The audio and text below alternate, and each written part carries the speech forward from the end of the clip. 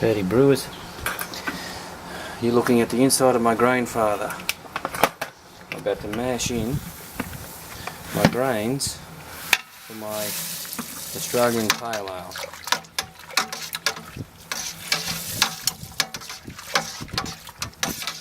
I'm only doing 11 litre batch today because I've never made one of these before, and with the Grainfather small pipe work,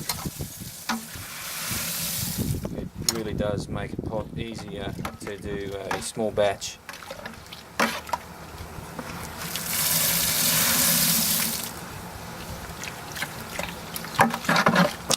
The water here at the moment is a pH of around 8, which is too high for brewing, as you all know, and especially using a small batch. I'll never be able to get the pH down just using the grain alone. So today I added 1.5 grams of citric acid, and that brought the pH down to about 6, and I'm hoping with the grain, because it's all pretty much base malt, I'll be able to get 5.2 for my pH. One thing I'm going to do today, which I did in my last batch and it worked really well, I'm not going to put the top plate on straight away because I'll stir the first few minutes of the mash while the recirculating pump is going, and that increased my efficiency pretty well. Now the trick to it is to try and get the pipe to float on top, and I'm mashing in at 65 degrees for 60 minutes today. That is some very clear wort.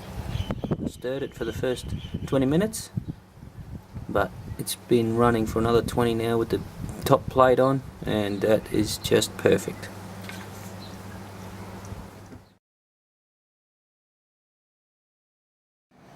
Alright, that's the brew day done. Just finishing the Whirlpool. I'll let that sit for 5 minutes and then I'll put into the fermenter.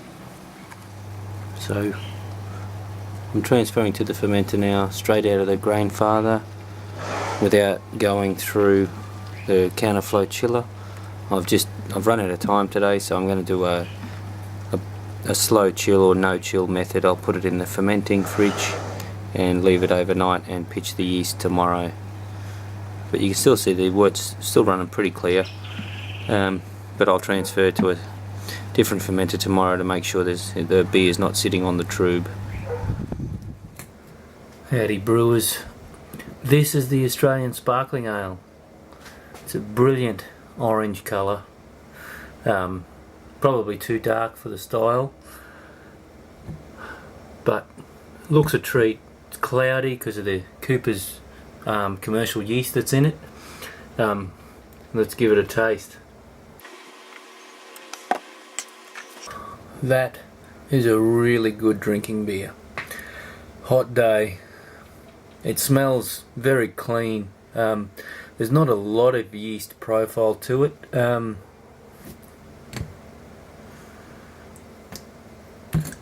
Just smells like the typical Cooper's Pale Ale. But the taste, because I use the biscuit malt, it's become, and I've mashed at 65, it's a really nice, clean, dry beer. The biscuit malt has certainly given it what I would describe as probably a snappy taste in terms of how clean it is. I recommend trying this recipe. I added some Pride of Ringwood hops 2 minutes from the end of the boil. I